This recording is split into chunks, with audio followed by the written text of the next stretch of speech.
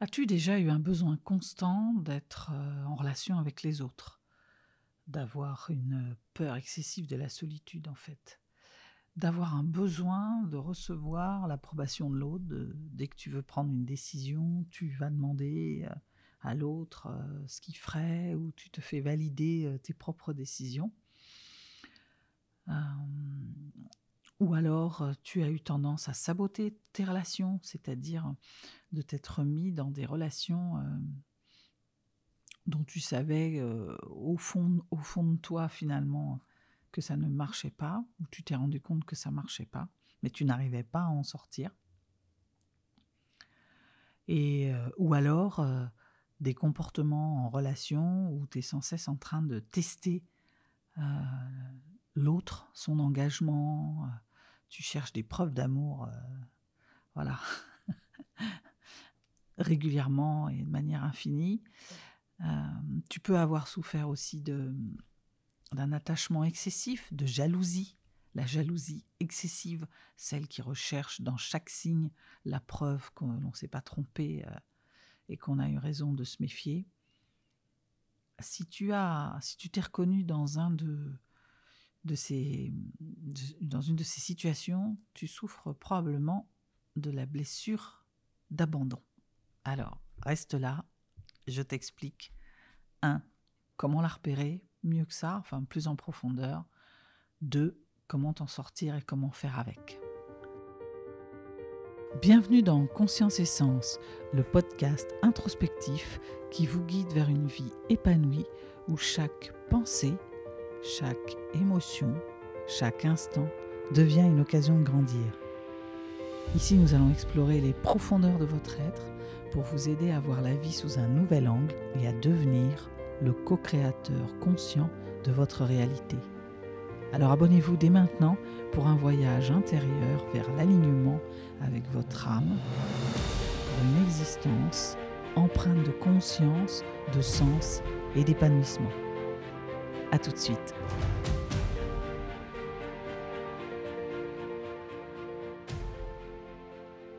Alors la blessure d'abandon, la plus grande, c'est une des blessures les plus importantes. On a souvent en nous, on a des caractéristiques. Les blessures, on les traverse, hein, on a tous et toutes, à un moment donné, souffert d'injustice, de trahison, d'humiliation, de rejet, voilà, et l'abandon. Mais la blessure d'abandon avec le rejet, c'est les deux plus fortes, plus intenses, on va dire. Et c'est la blessure d'abandon, elle est sournoise parce que elle vient se nicher parfois dans des comportements, on n'a pas idée, quoi. Donc, parce que ce qui se passe, ouais, c'est que souvent on est dans une forme de déni. Voilà, on se dit: «Mais non, moi, ça va, j'assume d'être seule», voilà, j'avais une amie comme ça, je lui disais: «Mais tu sais, tu quand même un peu de difficulté à être bien chez toi», voilà, elle était toujours partie, de droite, de gauche et en fait, elle avait un déni profond de: «Mais non, en fait, regarde, l'autre jour, je suis restée, chez moi, voilà, c'était un jour parmi 30 et c'était un quart d'heure». Parce qu'il y a comme un bon, comme chaque blessure, vous allez me dire, mais celle-ci, elle vient tellement chercher quelque chose. L'émotion la plus intense de la blessure d'abandon, c'est la tristesse. Et c'est vraiment quelque chose, qui vient nous chercher, donc ça nous rend vraiment tristes, avec une forme heu, d'apathie, quoi, quelque chose qui nous ralentit, qui nous plombe au sol. Et du coup, c'est pas toujours facile, de la de la repérer parce qu'il y a une forme de déni. Donc Louise Bourbeau nous explique que si tu souffres de la blessure d'abandon, c'est que, bon, tu as souffert de ne pas te sentir aimé, soutenu, généralement c'est entre 1 et 3 ans. Alors plutôt de la part du parent de sexe opposé. Donc c'est soit, tu ne t'es pas senti soutenu, tu as manqué de ce qu'on appelle de nourriture affective, tu as une perception d'avoir manqué d'amour, ou alors tu as reçu des marques d'amour, mais différentes de ce que tu attendais. On parlera, je reviendrai sur cette notion de langage de l'amour. C'est que tu attendais une forme et que tu n'as pas reçue.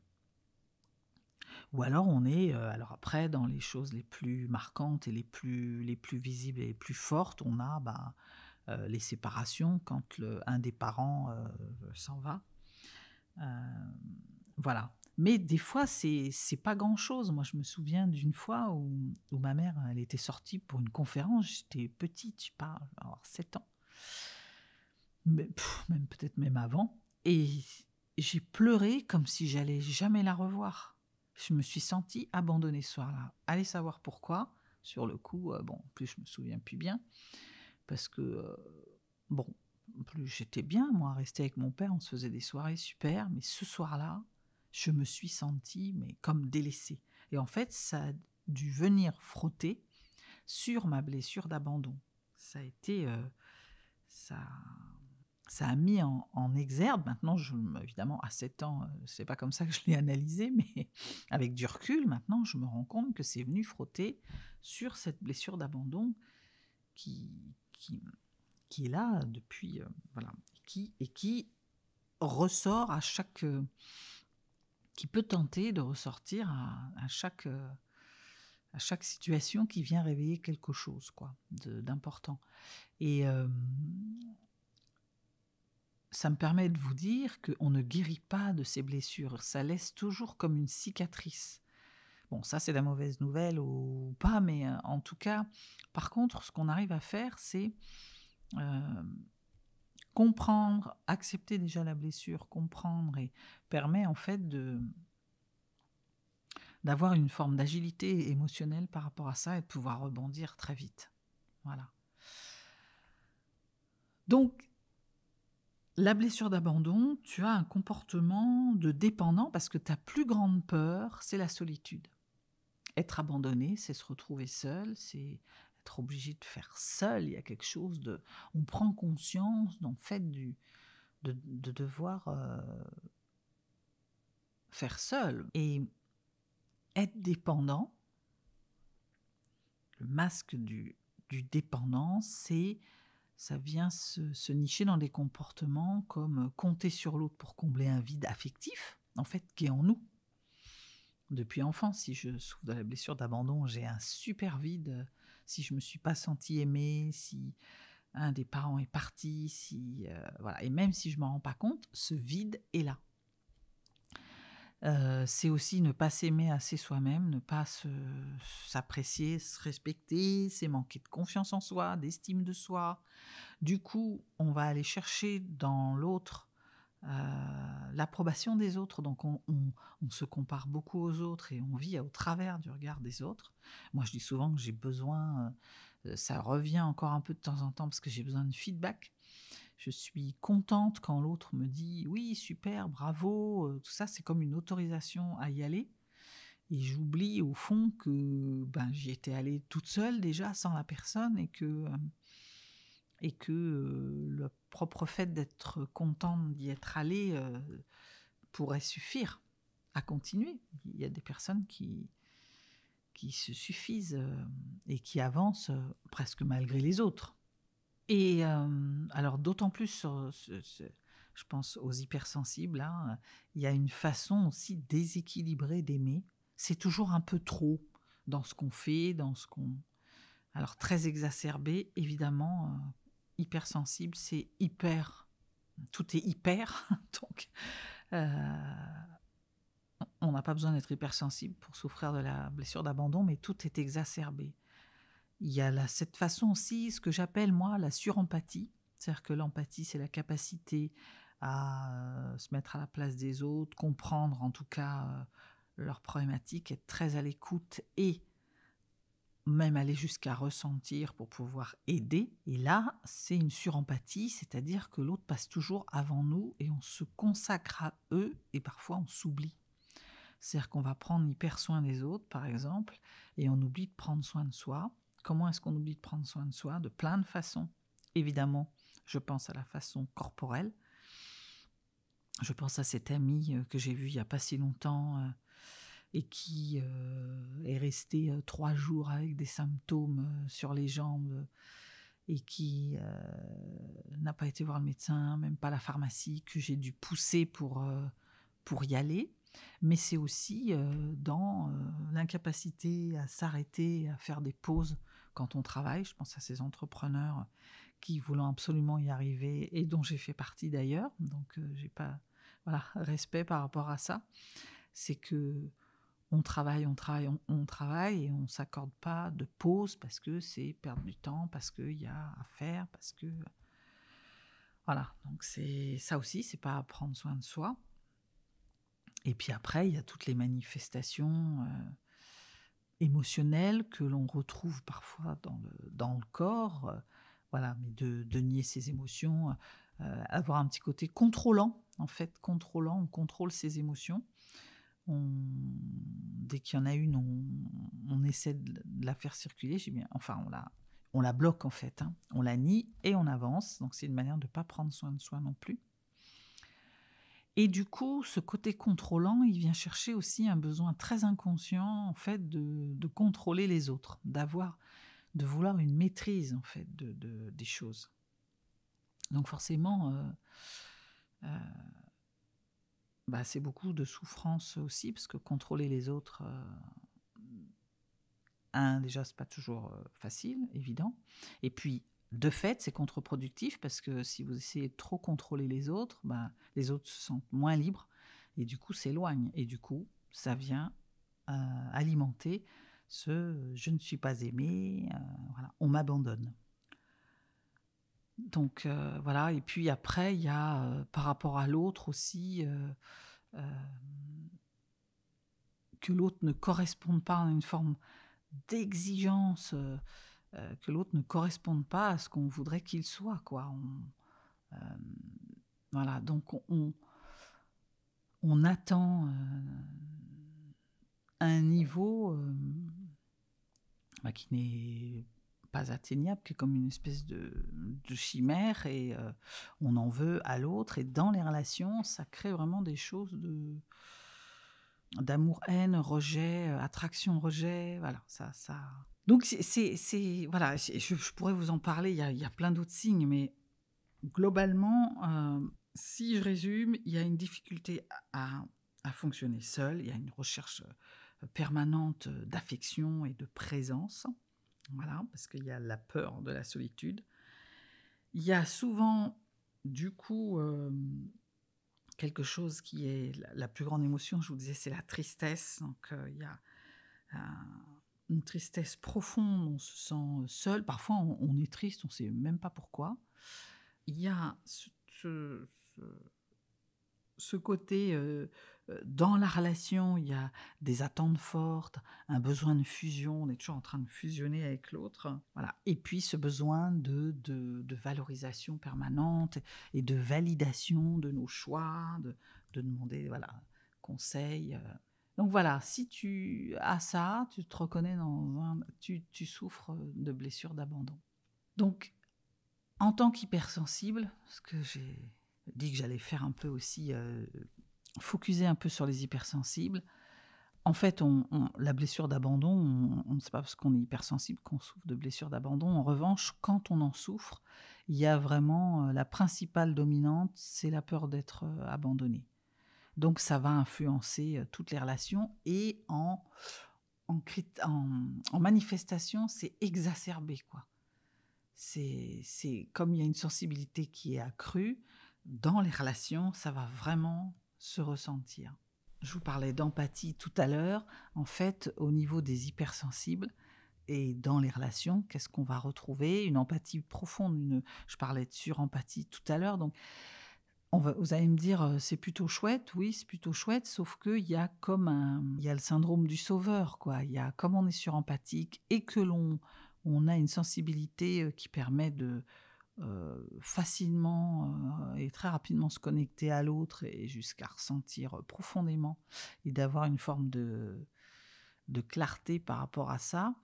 On est très attentif aux besoins des autres, voilà, ce qui peut être bien quand l'autre est OK. mais qui peut submerger déjà émotionnellement, parce que bah, du coup, on est en sur quelque chose, et puis peut mettre l'autre aussi mal à l'aise, quoi. Et ça va générer de la frustration. Moi, j'ai eu ça là dernièrement.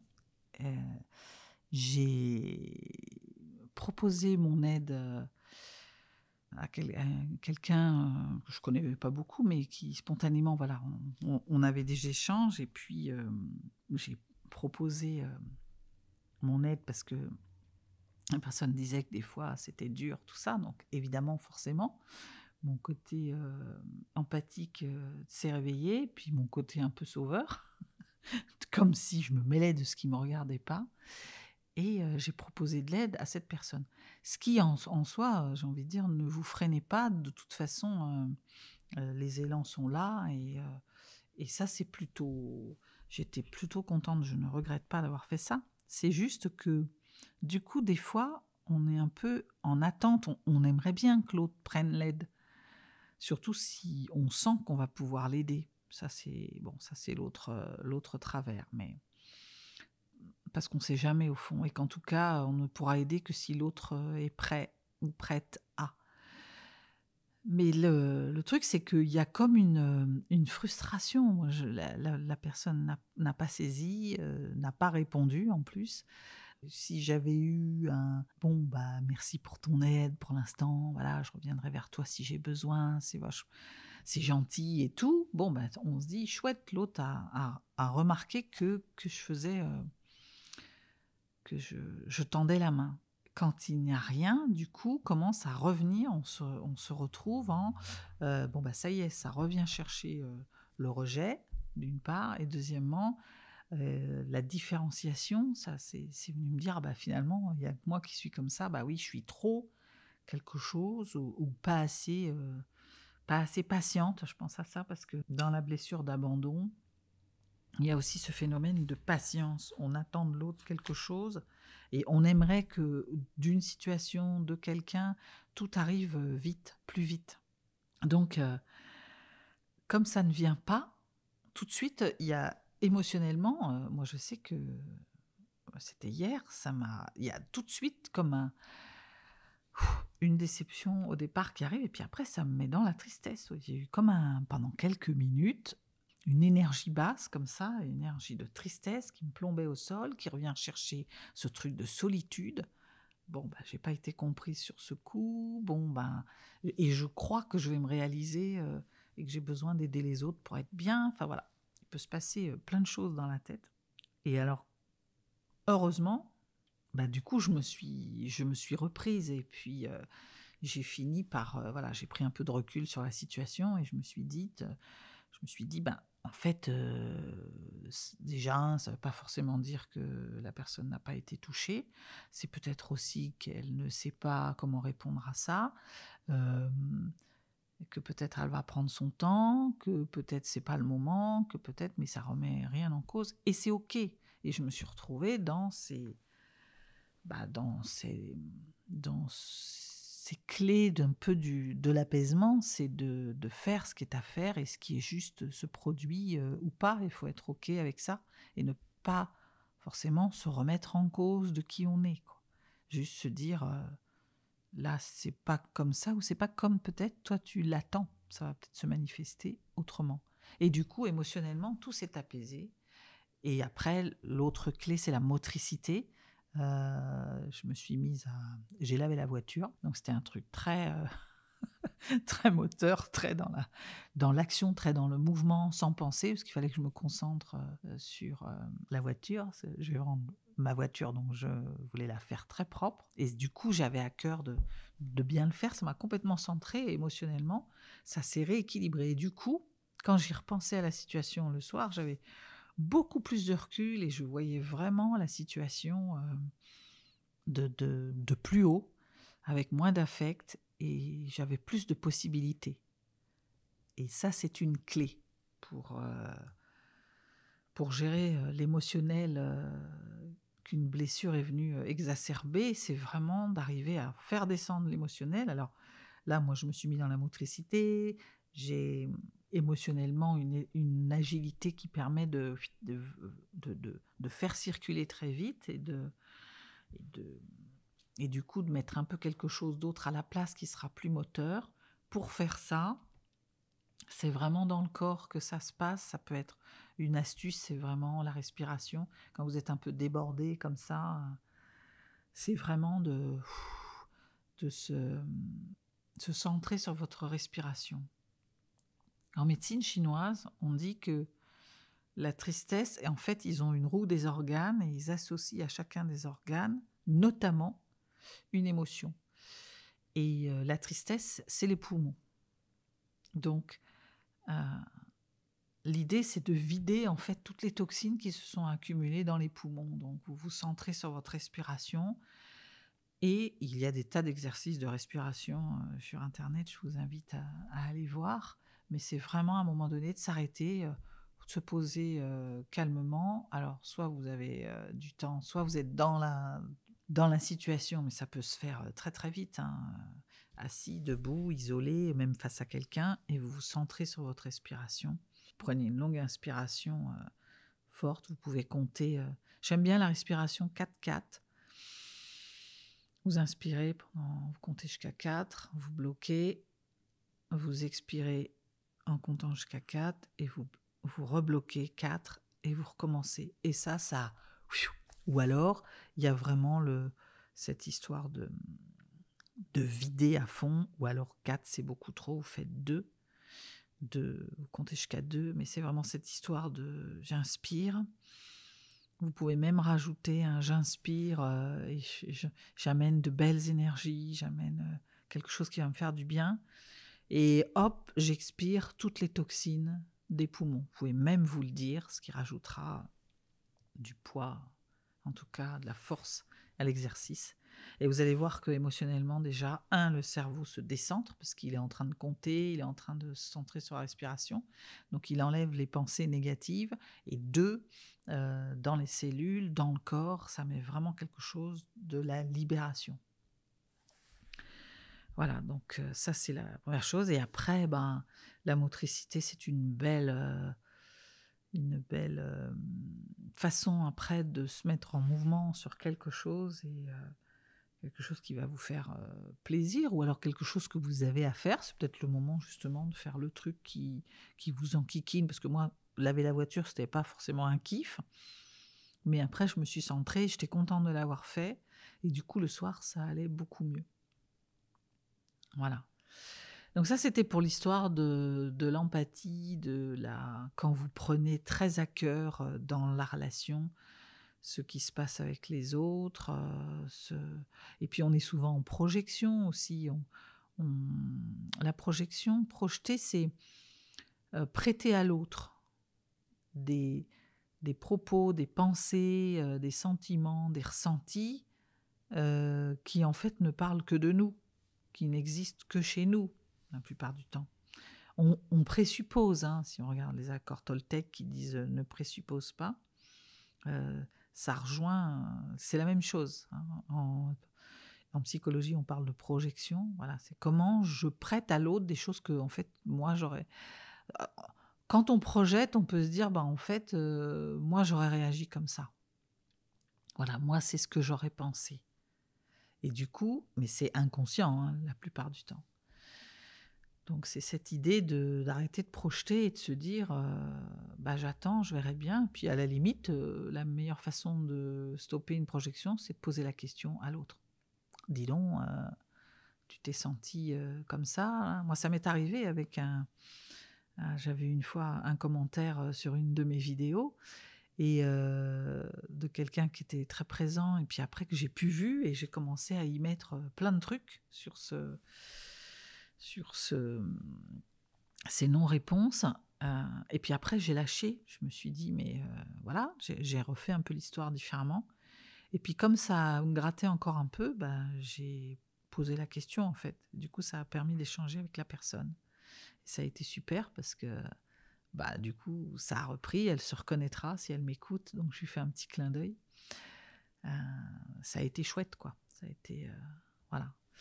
Parce que l'autre besoin, c'est le besoin qui se cache derrière ça aussi, c'est le besoin d'authenticité. Voilà.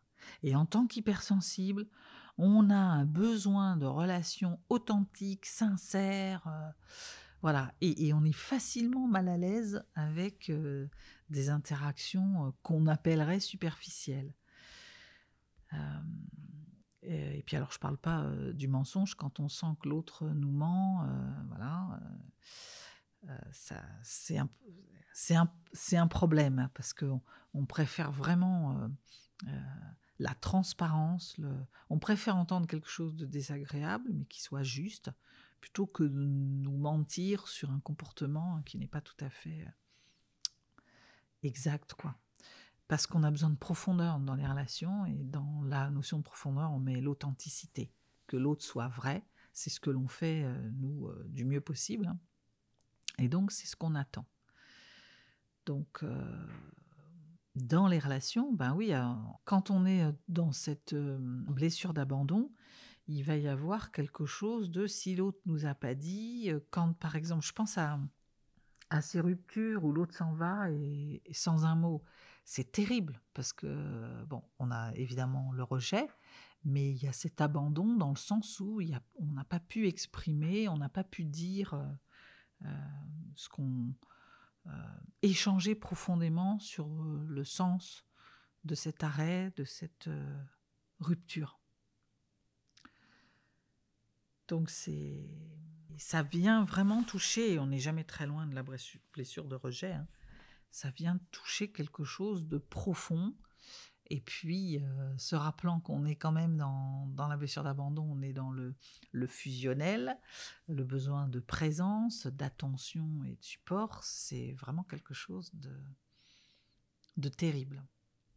Alors, dans les caractéristiques plus physiques, là, parce que j'aime bien, voilà, je vous invite vraiment à aller lire les 5 blessures de Lise Bourbeau.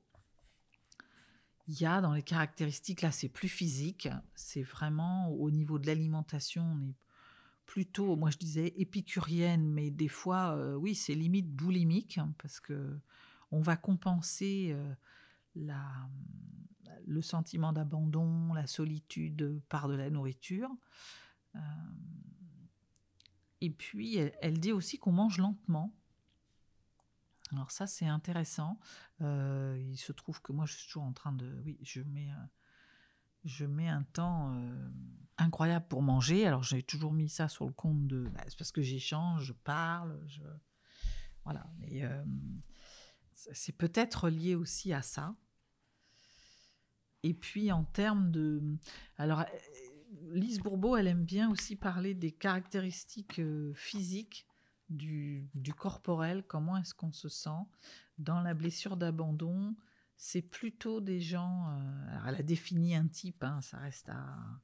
Mais quand même, le physique du dépendant, il est assez filigrane en fait. Hein. Il est un peu longiligne, tout ça.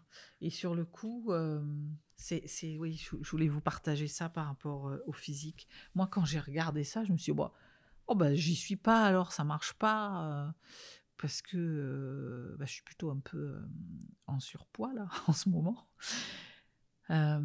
Et en fait, je me suis rappelé que j'avais été mince, limite maigre, très longtemps.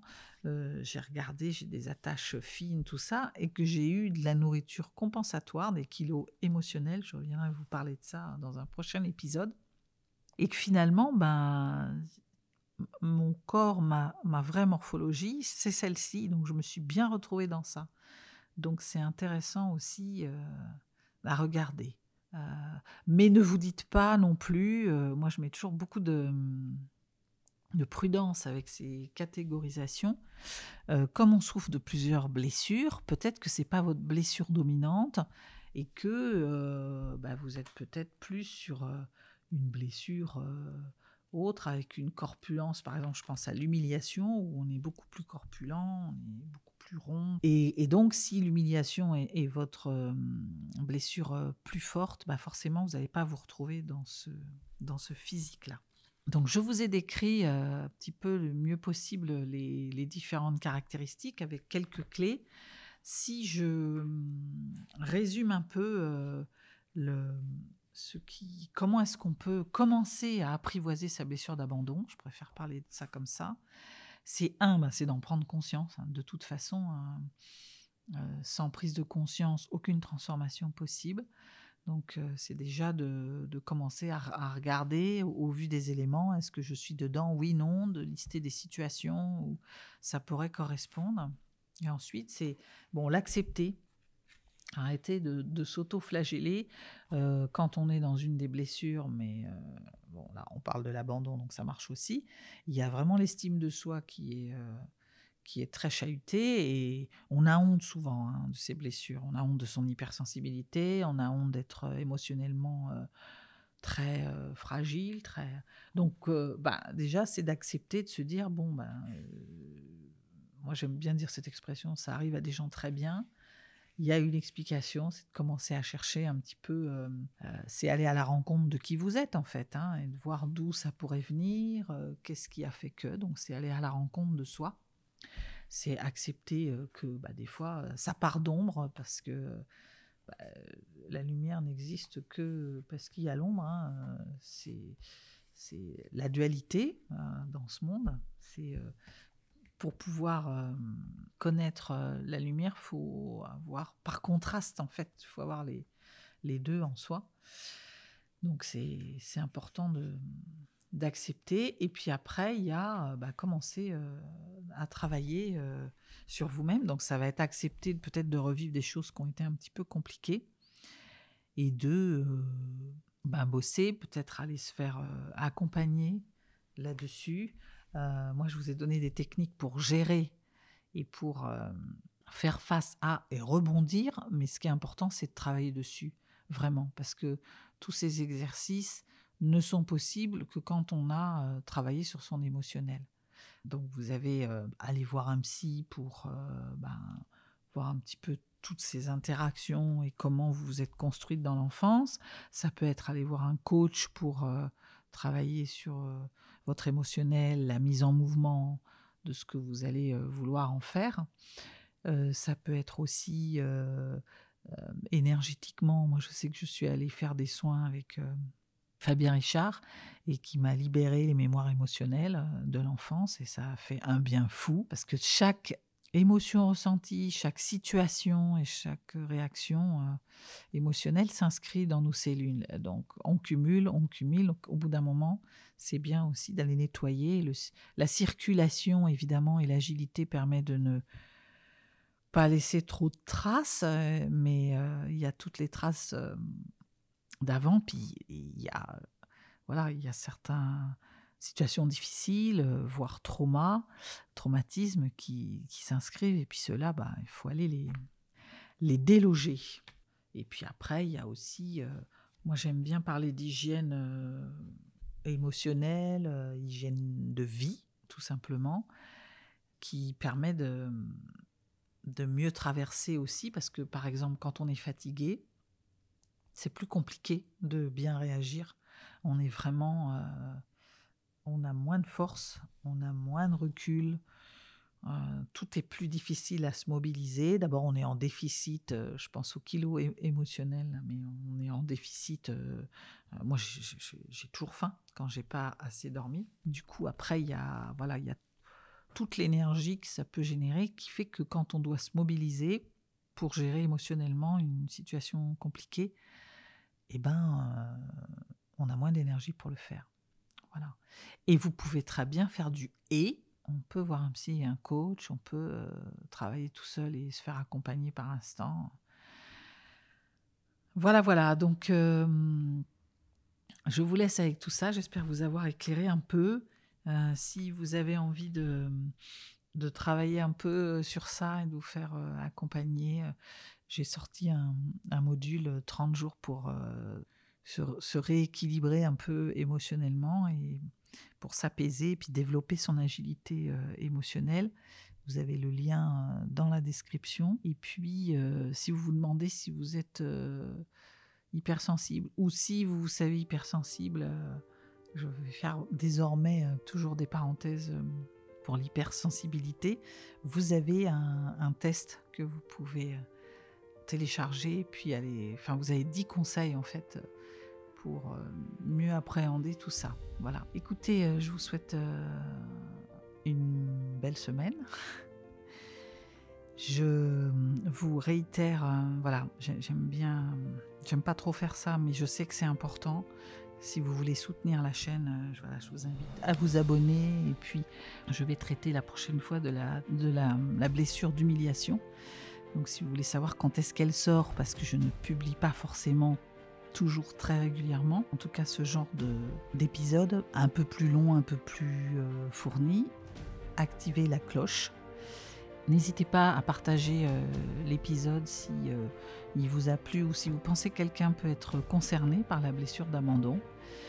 Et en attendant, vous revoir, je vous souhaite une bonne semaine. À très vite.